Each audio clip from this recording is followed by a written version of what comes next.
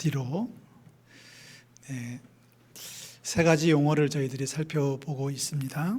한평생 살면서 많이 쓰면 쓸수록 행복해지는 말, 많이 하면 할수록, 또 많이 들으면 들을수록 좋은 말, 세 가지로 우리가 구분을 했었어요. 첫 번째는 감사해요 라는 말이 있었습니다. 감사하는 마음이 곧 천국이다 라는 말씀을 드려왔습니다.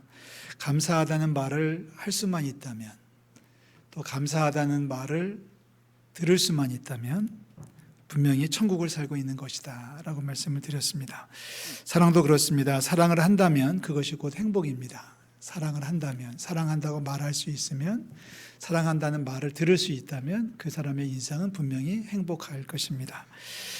자, 오늘 세 번째 시간이죠. 축복도 그렇습니다. 누군가를 축복할 수 있다면, 누군가로부터 축복해요라는 말을 들을 수 있다면 괜찮지 않겠습니까? 기쁘지 않겠습니까?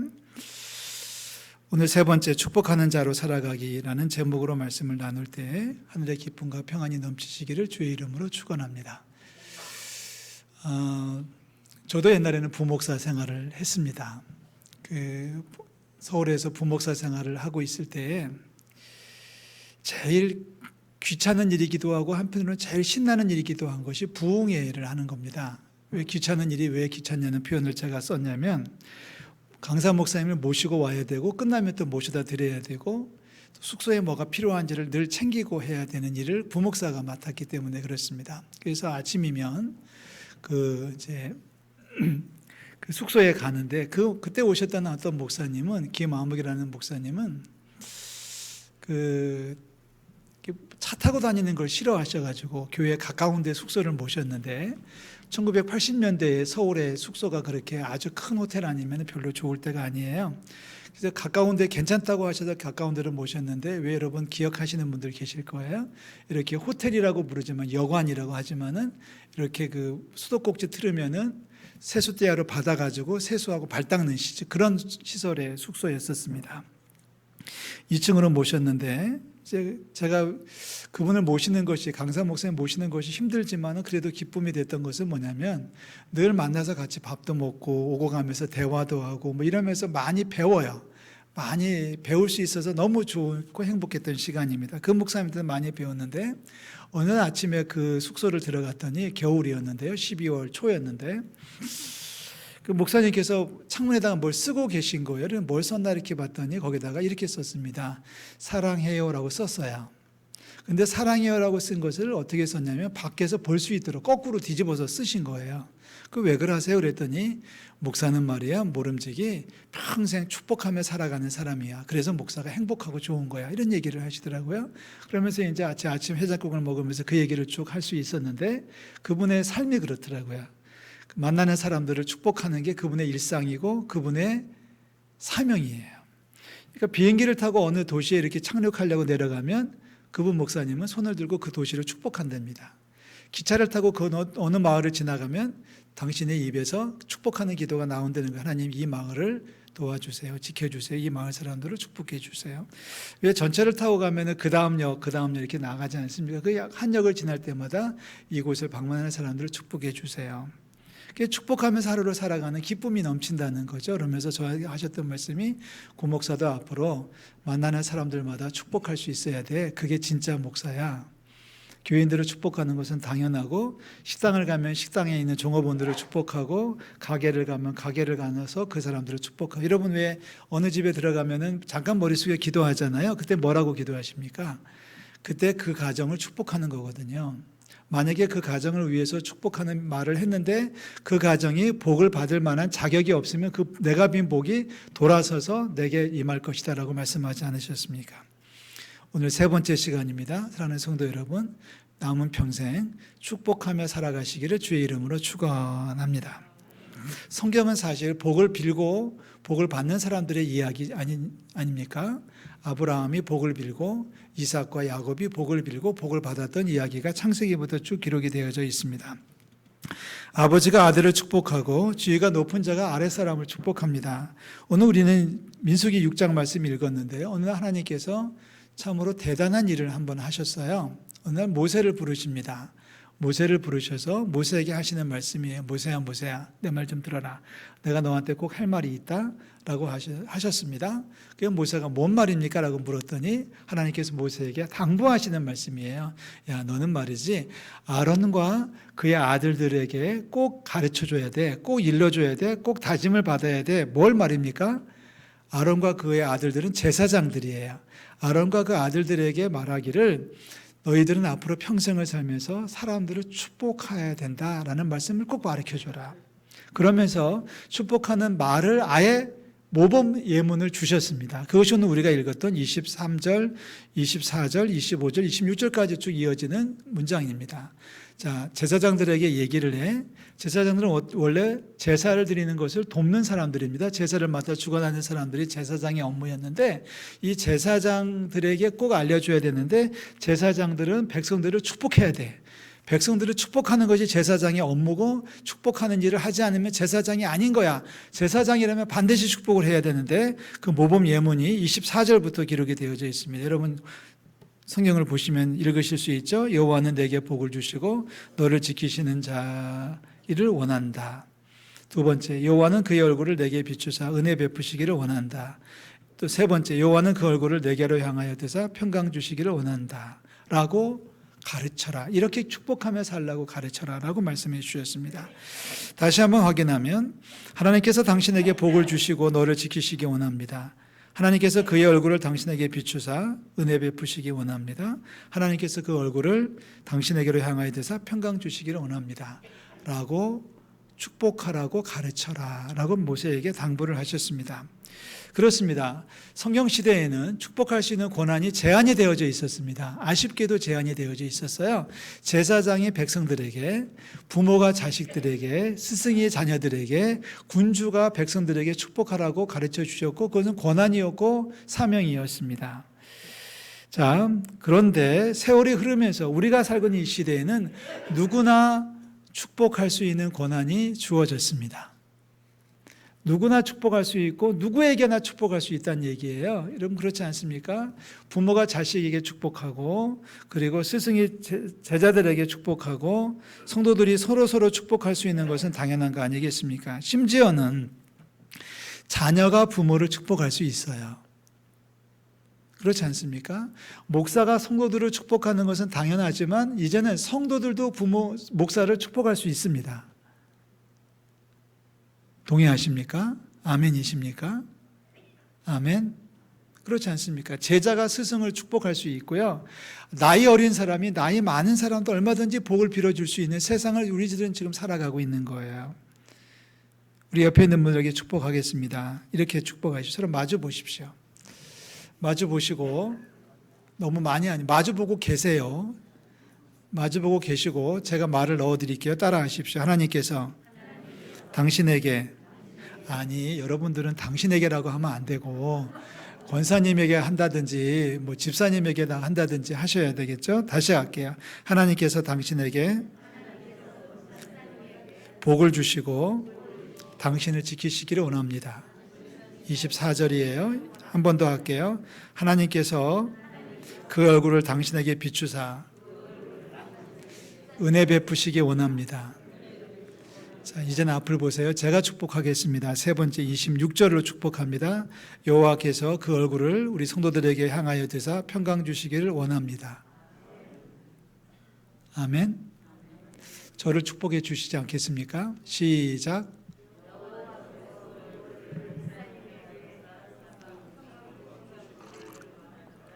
다들 목사님에게라고 해주셔서 너무 감사한데 딱 한 분만 너에게라고 하셨어요.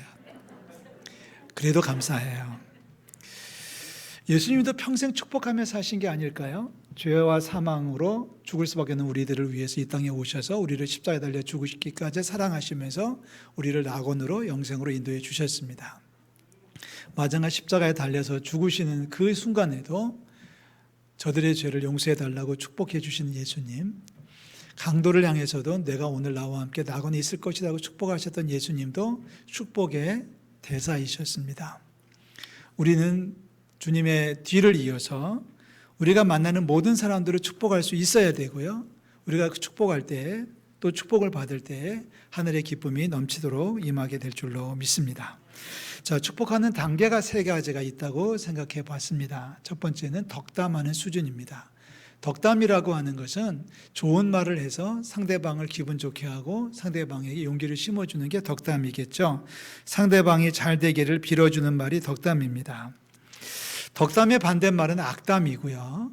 악담보다 더 악한 것은 비난이고 저주입니다. 요즘 대선을 꿈꾸는 사람들이 TV에 많이 나오는데 그분들이 하시는 말씀을 가만히 들어보면 덕담은 없고 악담이고 비난이고 비판인 것을 보게 됩니다. 누군가 정치는 지저분할 수밖에 없다고 하더니 정말 그런 것 같습니다. 그러나 우리는 정치가가 아니라 그리스도인입니다. 그리스도의 사랑을 입은 자답게 만나는 사람들을 칭찬하고 덕담을 할 수 있기를 주의 이름으로 부탁을 드립니다. 두 번째, 덕담에서 한 단계 더 뛰어넘는다면 우리가 덕담하는 말에 하나님을 모시고 들어오는 겁니다. 자, 당신이 잘 되기 원합니다. 세상 사람들도 할 수 있습니다. 당신이 문제가 해결되기 원합니다 라고 말하는 것은 믿지 않는 사람들도 얼마든지 할 수 있는 말 아니겠습니까? 우리들은 믿음의 사람들이고 그리스도인이에요. 그냥 단순하게 잘 되기 원합니다가 아니라 거기에 하나님을 모시고 들어와서 하나님을 이야기할 수 있어야 된다는 얘기죠. 무슨 얘기인고 하니 그냥 잘 될 거예요 라고 말하는 게 아니라 하나님이 잘 되도록 도와주실 거예요 라고 하나님을 이야기하자는 거예요. 당신이 문제가 해결될 거예요. 걱정하지 마세요. 걱정하지 마세요. 문제가 해결될 거라고 말하는 것은 세상 사람들의 인사고요. 우리들이 하는 인사는 그렇지 않습니다. 우리들이 하는 축복은 그렇지 않아요. 하나님이 잘 해결해 주실 거예요. 하나님이 도와주실 거예요 라고 말할 수 있습니다. 이게 하나님을 이야기하는 성도들의 모습입니다.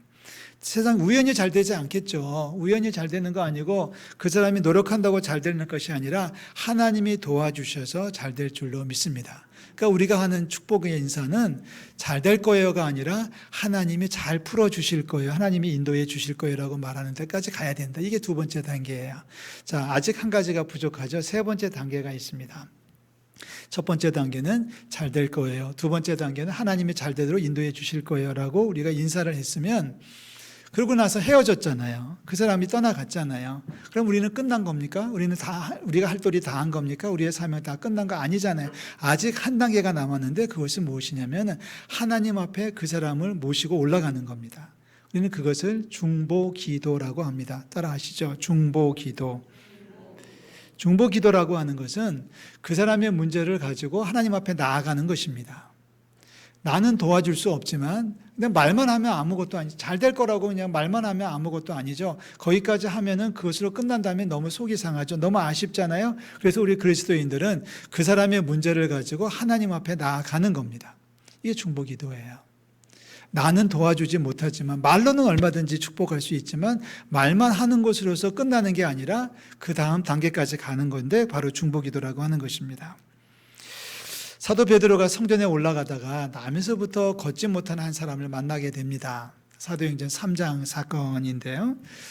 베드로가 요한과 야고보와 함께 성전에 올라가다가 기도하러 올라가고 있는데 한 사람이 구걸을 하고 있는 거예요. 구걸하는 사람을 보자 사도 베드로의 마음이 뭉클해집니다. 그래서 사도 베드로는 그 사람의 얼굴을 피하지 않고 그 사람을 주목했다라고 성경은 기록하고 있어요. 그런데 베드로에게 문제는 뭐냐면은 도와주고 싶은데 도와줄 방법이 없는 거예요. 그래서 베드로가 호주머니를 찾아보지만 은과 금이 없어요. 그렇다고 베드로가 그냥 거기서 지나가는 말로 잘 될 거야, 오늘 배불리 먹을 수 있을 거야 말만 하고 돌아갔다면 기적은 일어나지 않았겠죠. 근데 베드로의 마음이 간절해졌습니다. 그래서 베드로가 이렇게 얘기합니다. 내게 은과 금은 없어요. 은과 금은 내게 없지만 내게 있는 이것을 내게 주노니 나사렛 예수 그리스도의 이름으로 일어나 걸어라. 참 멋지지 않나요? 나는 도와주고 싶은데 내 호주머니에는 은과 금이 없어요. 그런데 내가 가지고 있는 것이 있는데 나사렛 예수 그리스도의 이름으로 일어나 걸으라고 했습니다. 여러분, 남에서부터 일어나지 못했으면 다리가 어떻게 됐을까요? 한 번도 서보지 못한 사람이 어떻게 했을까요? 평생을 누군가 그 사람을 업어다가 그 자리에 갖다 주면 거기서 한 푼 주세요, 도와주세요, 어제부터 먹지 못했어요, 3일 동안 굶었어요 이러면서 도움을 구하고 자비를 구하는 거지였는데 베드로가 말합니다. 은과 금은 내게 없어요. 하지만 내가 가진 다른 것이 있는데 나사렛 예수 그리스도입니다. 나사렛 예수 그리스도 이름으로 일어나 걸으세요라고 말하지 않습니까? 중보기도의 원리입니다. 나는 할 수 없지만 할 수 있는 분에게 그분을 모시고 올라가서 그분을 하나님 앞에 세워드리는 것. 하나님을 이야기하는 것이 두 번째라면 하나님 앞에 나아가는 것이 세 번째 단계고, 이게 진정한 축복입니다.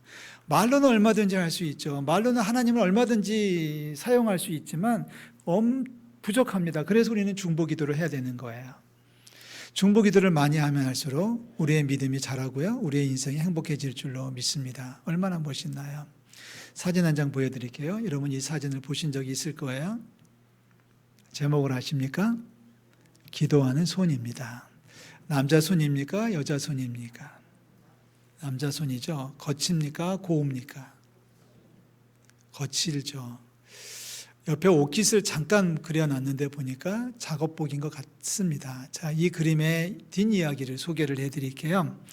독일 사람입니다. 알브레이트 듀러라고 하는 사람과 그리고 한스라고 하는 두 사람이 친구입니다. 근데 두 사람이 그림에 소질이 있어서 그림을 배우고 싶고 화가가 되고 싶은 꿈을 꾸고 있었습니다. 그런데 집안이 너무 가난해서 공부를 할 수가 없고 그림을 배울 수가 없습니다. 이 두 사람 듀러와 한스가 어느 날 둘이 약속을 합니다. 야, 네가 먼저 도시에 나가서 공부하면 내가 네 공부할 수 있도록 학비와 생활비를 내가 여기서 노력해가지고 일을 해가지고 내가 대줄게. 그래서 듀러는 공부하러 도시로 나왔고요, 한스는 듀러를 뒷바라지기 하기 위해서 노력을 합니다. 얼마나 열심히 노력했는지 손이 다 험한 손이 될 정도로 노력을 했습니다. 어느 날 듀러가 이제 화가가 돼서 고향으로 내려와서 한스를 찾아옵니다. 이제는 내가 그림을 그려서 그림을 팔아서 너를 뒷바라지 할 테니까 네가 가서 공부해. 이 말을 하기 위해서 한스가 살고 있는 움막에 왔어요. 하루해가 저물어 가고 있는 시간입니다. 그런데 집안에 들어와서 보니까 듀러가 공부하도록 한스는 기도를 하고 있었습니다. 저게 한스의 손이고 듀러가 그린 겁니다. 자, 그런데 이 한스라는 친구가 하루 일을 마치고 저녁에 자리에 들어와 가지고 손을 모으고 기도하고 있었습니다. 웅얼웅얼하고 기도하고 있는데 이런 기도를 하고 있었다 그래요. 하나님, 듀러가 지금 공부하고 있는데 잘 되도록 도와주세요. 잘하도록 지켜주세요. 잘하도록 하나님께서 돌봐주세요라는 기도를 정말 진심으로 기도를 하고 있는 그 손입니다. 기도하는 손이에요. 여러분 그림을 보시면 눈치를 채셨겠지만 이제 듀러가 화가가 돼서 이제 자리를 잡고서 한스를 공부시키려고 했지만 한스는 화가가 되지 못했다 그래요. 너무 열심히 일하다가 손이 망가진 거예요. 손이 너무 거칠어져서 붓을 들기에는 불편했다는 거죠. 이게 기도하는 손이 만들어진 작품의 배경입니다. 중보기도의 대표적인 사건입니다. 친구를 위해서 하나님 앞에 간절히 기도하는 손이죠. 저는 우리 성도들이 중보기도에 역사가 있기를 주의 이름으로 축원합니다. 남편을 위해서 기도하고 자식을 위해서 기도하고 부모를 위해서 기도하는 것은 중보기도가 아니에요. 그것은 당연히 기도해야 되는 것입니다. 사실 어떤 면에서 목사가 성도를 위해서 기도하는 것도 중보기도라고 하기에는 좀 죄송스럽습니다. 당연히 기도하는 거고 성도들이 목사를 위해서 기도하는 것도 역시 마찬가지. 이건 당연한 겁니다. 당연한 거죠. 기도하지 않아도 될 사람들을 위해서 기도하는 게 중보기도예요. 그러니까 아까 말씀드린 것처럼 제가 만났던 그 부흥강사 목사님처럼 차를 타고 가다가 어느 마을에 들어가면 기차역에 어느 마을에 정차하면 그 마을을 위해서 축복 기도해주고 식당에 가면은 그 식당에서 일하는 사람들을 위해서 축복 기도해주고 상점에 들어가면은 상점에 들어가서 그 상점에 있는 점원들을 위해서 기도해주는 것은 분명히 중보기도일 겁니다. 자, 우리가 범위를 넓혀서 얘기하십시다. 우리가 선교지를 위해서 기도하는 거 중보기도라고 하십시다. 우리가 어려운 이웃들을 위해서 기도하는 거 중보기도이겠죠. 중보기도가 많으면 많을수록 우리의 삶은 풍성해질 줄로 믿습니다. 사랑하는 성도 여러분, 이제 말씀을 마치고자 합니다. 행복해지기를 원하십니까? 그리스도 안에서 행복해지시기를 주의 이름으로 축원합니다. 행복의 지수를 우리가 따질 수는 없겠지만 굳이 따진다면 하루를 살아가면서 얼마나 많이 감사해요라는 말을 많이 했는지를 따져보십시오. 얼마나 많이 사랑해요라는 말을 했는지를 따져보십시오. 얼마나 많이 축복하고 있는지를 따져보셔서 그 숫자가 많아지면 많아질수록 행복은 더 커지고 더 깊어진다고 저는 믿습니다. 듣는 것도 좋겠죠. 감사해요라고 하는 말을 들어도 좋겠고, 사랑해요라고 하는 말을 들어도 좋겠고, 축복합니다라는 말을 듣는 것도 좋겠지만 그 한마디 말을 듣는 것보다, 그 10마디 말을 듣는 것보다 내가 한마디 할 수 있다면 더 행복해지지 않을까. 그래서 우리 성도들에게 권합니다. 오늘 이번 한 주간 남은 인생 동안에 더 많이 감사해요를 말할 수 있기를 주의 이름으로 축복합니다. 더 많이, 더 자주, 더 뜨겁게 감사해요, 사랑해요, 축복해라는 말을 하시기를 주의 이름으로 축원합니다. 이번 한 주간의 미션입니다. 하루를 살면서 내가 얼마나 많이 축복해요라는 말을 하는지, 내가 얼마나 그 사람을 위해서 중보기도 하고 있는지를 살펴보시고 내 행복 지수를 한번 점검해 보시기 바랍니다. 저는 분명히 믿습니다. 감사해요라는 말이 곧 천국이고요, 사랑해요라는 말이 곧 천국이고요, 축복해라는 말을 하는 것이 곧 천국이 될 줄로 믿습니다. 천국을 살아가시기를 주의 이름으로 축복합니다. 가을을 맞아서 더 많이 축복하고 더 많이 중보하는 우리 은천 성도들이 되시기를 주의 이름으로 축원합니다. 기도하겠습니다. 하나님 아버지의 은혜와 사랑을 감사를 드립니다.